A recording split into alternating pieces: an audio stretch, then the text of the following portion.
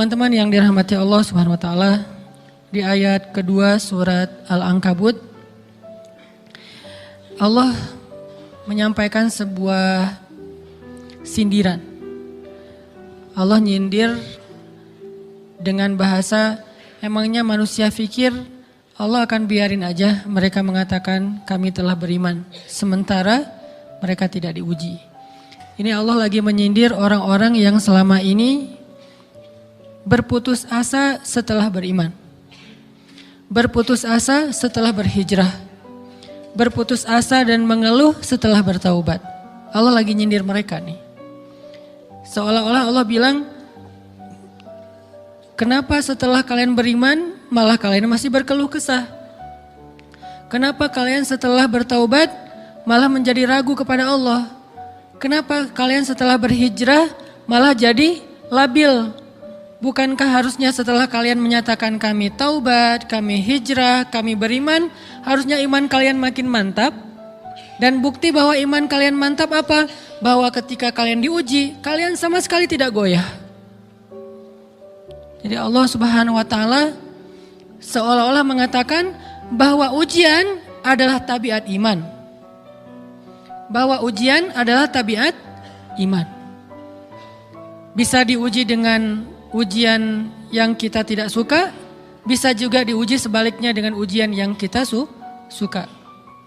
Bisa diuji dengan ujian yang sifatnya fisik, bisa diuji dengan ujian yang sifatnya harta, bisa juga diuji yang lebih berat lagi dengan ujian yang sifatnya perasaan. Yang jelas semuanya diuji. Bisa diuji dengan ujian musibah, bisa juga diuji dengan godaan-godaan dari syaitan yang melalui hawa nafsu kita. Bisa diuji dengan kemarahan, dipancing oleh orang lain untuk marah, dipancing di sosmed untuk ngebalas komen-komen mereka, dipancing untuk berdebat, dipancing untuk akhirnya kita saling menjudge, saling menjatuhkan, saling menjelekkan. Ini semuanya bentuknya ujian. Makanya Allah Subhanahu wa taala mengatakan di pembukaan surat Al-Ankabut, kalau ujian itu adalah tabiat iman. Ujian dan keimanan itu nggak bisa dipisahkan. Apa hubungan antara iman dengan sabar? Sehingga Allah Subhanahu wa taala menilai keimanan seseorang itu dengan cara mengujinya. Apa hubungan antara iman dengan sabar? Ternyata ciri yang paling jelas orang yang imannya baik adalah sabarnya. Makin baik imannya, harusnya makin kuat kesabarannya. Jadi orang yang paling beriman itu tidak dilihat dari wawasan agamanya. Itu lebih kepada orang yang berwawasan luas, yang ilmunya banyak. Tapi belum tentu orang yang wawasannya luas adalah orang yang paling baik imannya, belum tentu. Bukankah iblis itu wawasannya luas? Dia mengerti banyak hal yang bahkan kita gak ngerti. Iblis ngerti tentang dunia di langit. Iblis mengerti tentang alam yang ada di surga, alam yang ada di akhirat. Iblis tahu, bahkan udah masuk surga. Jadi ilmu iblis lebih banyak daripada kita sekarang. Tapi kenapa iblis malah tidak sebanding antara ilmunya, wawasannya dengan ketakwaan dan kesolehannya? Karena iblis tidak sabar dengan sebuah ujian. Ujian iblis apa? Eksis. Itu ujiannya iblis. Dia udah lama eksis, followersnya banyak. Setiap dia posting, orang berlomba-lomba jadi first like. Setiap dia posting, di repost rame-rame. Di YouTube viral. Channelnya tuh paling banyak subscribersnya. Iblis. Itu udah viral banget loh, eksis banget. Tiba-tiba datang pendatang baru. Muncul pendatang baru. Pendatang baru ini tiba-tiba melejit. Followersnya langsung nambah. Kejar-kejaran akhirnya disalib. Pas lagi kayak gitu dia gak kuat. Dengan ujian nama besar, ujian eksistensi, ujian popularitas, ujian siapa yang lebih dihargai, ujian-ujian kayak gitu. Sama kayak kita kadang-kadang ngerasa udah banyak jasa dalam sebuah organisasi, udah banyak jasa dalam sebuah komunitas, udah banyak jasa dalam sebuah lingkungan, masjid, sekolah, organisasi, teman-teman. Kita yang paling sering berkorban. Tapi ternyata yang eksis, yang masuk media, yang masuk TV justru orang lain. Itu kan ujian ya. Nah ini nih yang kadang-kadang ujian namanya zulzilu, diguncang perasaannya. Bukan diuji dengan fisik, kadang-kadang ujian sakit, capek, lelah, buat kita bisa kita lalui tuh dalam sebuah organisasi nih. Kita lagi bikin kegiatan sosial, baksos di sekolah, dengan OSIS-nya, dengan ROHIS-nya, di kampus, dengan BEM-nya, dengan LDK-nya, kita bikin acara baksos. Kan effortnya lumayan ya. Kita begadang untuk meeting, kita survei lapangan, kita kerja malah tidur sehari cuma 1,5 jam, 2 jam. Fisik kita lelah, fisik kita capek, kadang sampai sakit. Sampai dirawat di rumah sakit gara-gara kena misalnya tipes gitu, gara-gara kita habis-habisan bekerja. Itu buat kita gak masalah. Ujian fisik kita lalui. Dan besok mau ngadain lagi, kita yang paling semangat dan aktif. Gak masalah capek juga. Gak masalah juga kita lelah. Gak masalah kurang tidur. Gak masalah berjalan jauh. Gak masalah. 1. Ujian harta. Kita yang justru nombokin. Kita yang nalangin dulu modal-modal untuk kegiatan-kegiatan tersebut. Kalau ternyata gak tercover dananya, akhirnya nggak bisa dibalikin talangan kita, nggak apa-apa, kita ikhlas, kita berkorban dengan harta kita. Butuh apa? Saya bayarin. Butuh apa? Kita lewatin ujian harta. Tapi begitu ujian perasaan, kita udah capek, lelah, kurang tidur, nombokin, nalangin habis-habisan. Ternyata teman kita yang jadi ketua panitia ada kadang cuman masalah itu doang, atau dia yang jadi PR-nya. Yang namanya PR ketika diliput oleh media kan dia yang muncul mukanya kan. Kok dia yang muncul di sana? Atau diundang berdua, tapi sampai di sana dia yang banyak ngomong, kita diam aja. Pulang-pulang pundung.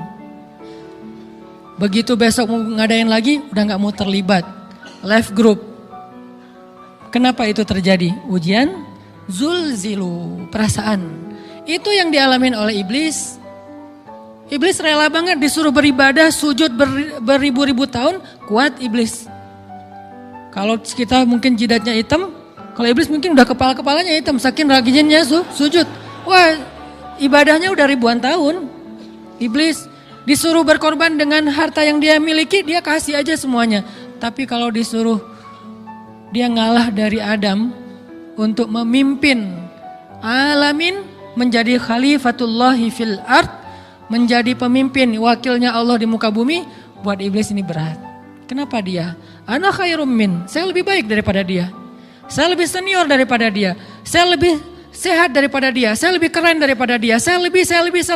Ujian emosional, ujian ego, ujian perasaan. Itu yang lebih berat buat kita. Kadang sakit dan dirugiin orang lain, teman segala macam kita masih oke lah. Selama ini asal kita ngumpul selalu gua yang bayarin, oke deh, gak usah dibahas. Baru dibahas nanti pas sakit hati. Kalau belum sakit hati kan gak dibahas kan? Gak apa-apa deh, kita terus yang bayarin, kita traktirin ngopi apa segala macam. Gak pernah dibahas. Kebersit sih di benak kita, cuman gak mau dibahas. Kenapa? Udahlah biarin aja, easy going. Kemudian kayak kita yang capek harus rempong sana kemari segala macam. Selalu acaranya di rumah kita, akhirnya kita yang bayarin, kita yang rempong, nyiapin segala macam, bebersih sendiri. Tapi begitu ada yang nyakitin perasaan kita sedikit aja, semua itu balik lagi.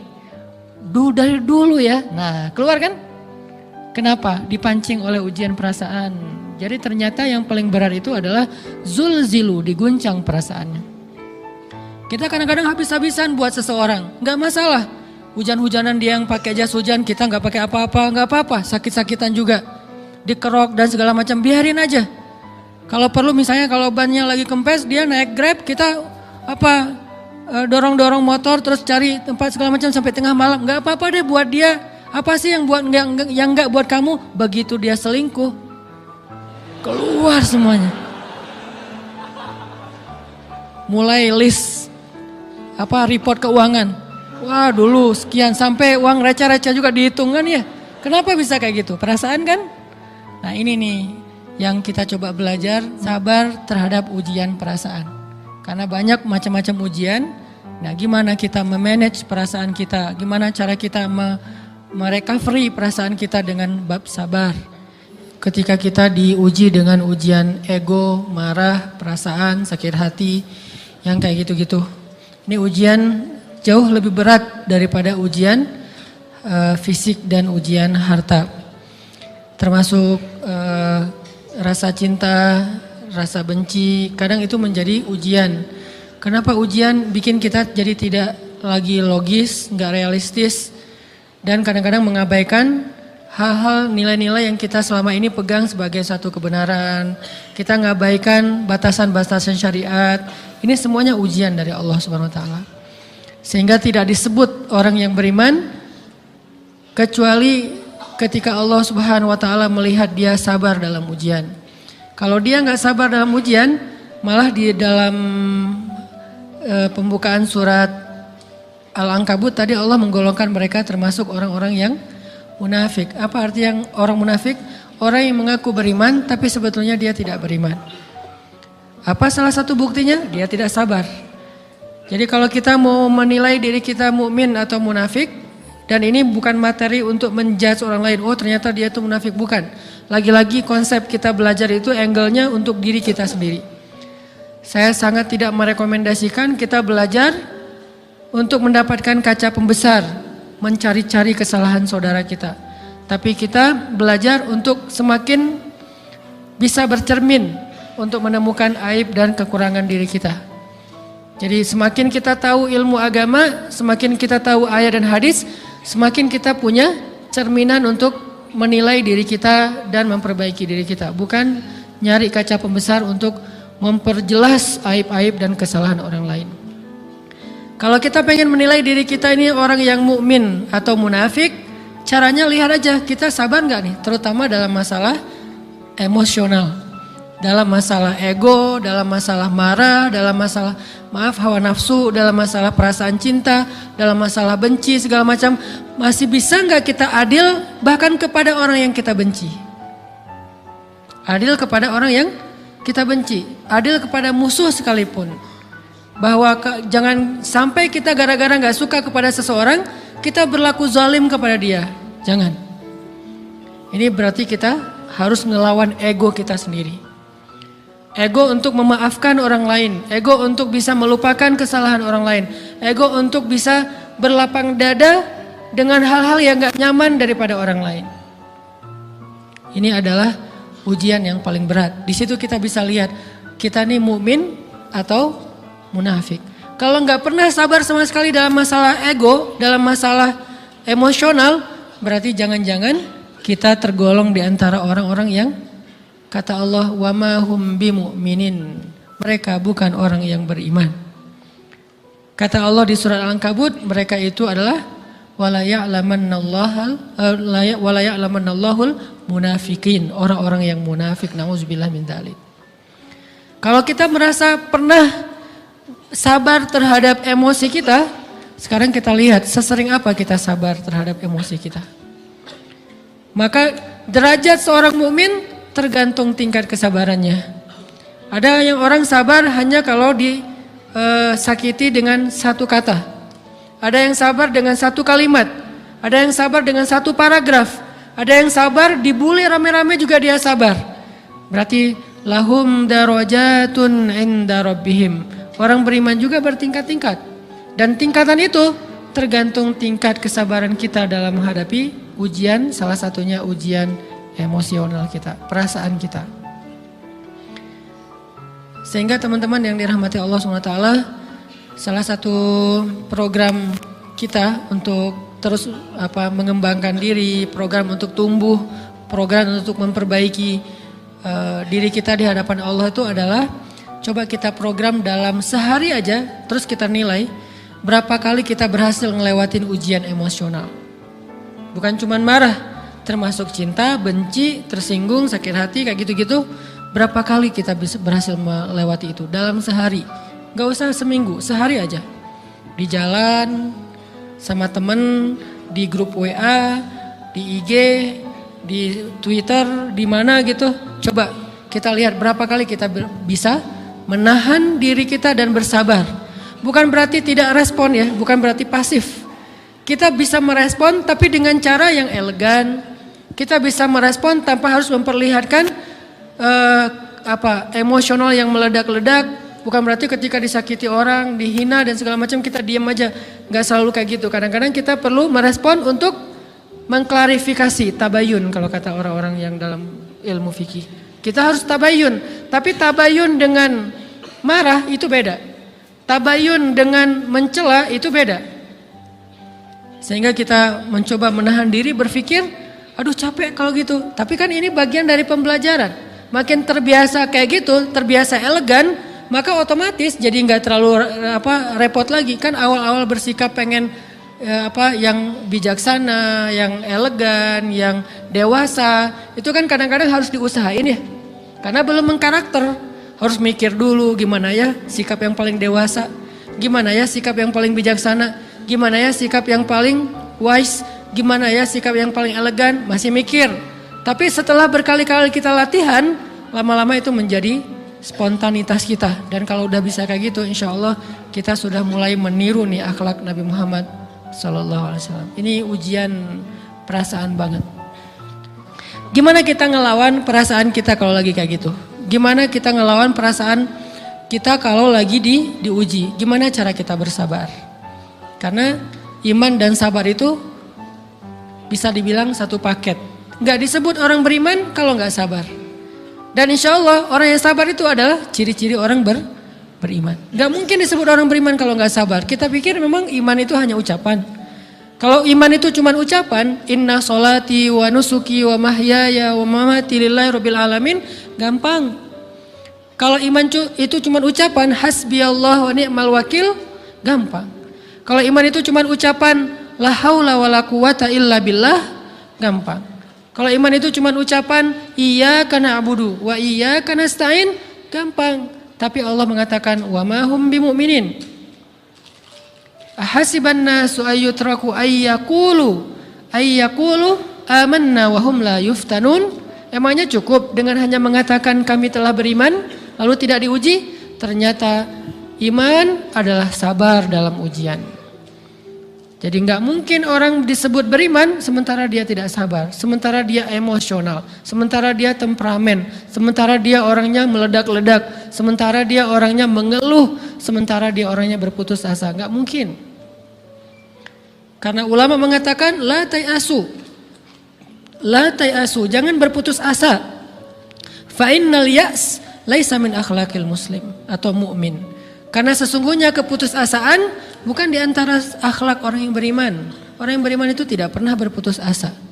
Serumit apapun masalah kita, kalau kita punya yakin sama Allah bahwa Allah ala kulli syai'in qadir, maka kita pasti akan punya harapan. Kalau kita yakin bahwa Allahu Akbar, sebesar apapun masalah kita, Allah lebih besar daripada masalah kita kan? Bukankah kita mendengar Allahu Akbar, Allahu Akbar. Ada gitu yang lebih besar daripada Allah? Harusnya kita tidak pernah berdoa kepada Allah sambil mengatakan ya Allah saya punya masalah besar. Itu sama aja dengan kita ngeledekin Allah. Sama aja kayak kita datang ke teman kita bilang gini, saya mau pinjam duit. Enggak akan banyak kok, saya tahu kamu kalau kebanyakan kamu enggak akan sanggup. Kan enggak mungkin kita ngomong gitu kan ya. Saya lagi banyak hutang nih. Saya mau minta tolong sama kamu. Insya Allah saya enggak akan minta seutuhnya. Saya tahu kamu juga kurang duitnya. Saya minta dikit-dikit aja lah. Kan enggak gitu kan cara kita minta tolong. Sama aja kita doa ya Allah saya punya masalah besar. Ngomong ke Allah punya masalah besar. Kalau kita ngomong ke manusia kayak gitu wajar. Tapi ke Allah, ya Allah saya punya masalah kecil nih. Apa? Ada hutang sedikit, berapa? 100 M. Allah kan ghaniyun, maha kaya. Jadi jangan pernah mengatakan 100 M itu besar di hadapan Allah. Kita ngeremehin Allah banget. Bukankah Allah maha kaya? Jangan pernah mengatakan bahwa musibah kita, ditinggalkan orang yang kita cintai, dibully seluruh dunia, itu besar di hadapan Allah. Bukankah Allah cukup buat kamu, kata kamu? Inna sholati wa nusuki wa mahyaya hasbiyallahu ni'mal wakil. Jadi Allahu Akbar. Sehingga kalau kita berdoa ya Allah saya punya sedikit masalah. Bukankah Umar pernah mengatakan, ya nafsi, idza daqat alaikid dunya, fala taquli ya Rabbi indi hammun kabir, faquli ya hammun indi rabbun kabir. Wahai jiwaku, kalau kamu merasakan kesempitan, kegalauan, bingung, sakit, Jangan pernah kamu mengatakan, ya Rabbi saya punya masalah besar. Tapi katakanlah, wahai masalah, saya punya Rabb yang maha besar. Iman dan harapan, berharap itu nggak bisa dipisahkan. Iman dan sabar itu nggak bisa dipisahkan. Iman dan berserah diri atau menyerahkan urusannya, tawakul atau kita nyebutnya tawakal, nggak bisa dipisahkan. Bagaimana kita mau menyebut diri kita mukmin sementara kita nggak sabar ketika diuji dengan perasaan? Alhamdulillah kalau kita selama ini masih bersabar dengan ujian fisik. Ujian fisik yang setiap hari kita alamin apa? Lelah, capek, pulang kerja, pulang sekolah, pulang dari kampus, ngaji. Capek kan? Belum lagi macet-macetan, belum mandi pula. Dari tadi pagi, dari semalam kurang tidur, dan segala macam. Lelah, capek, ngantuk. Kadang-kadang sampai drop kesehatan kita. Kita bisa lalui itu. Gak apa-apa, capek-capek juga. Yang penting saya pengen belajar.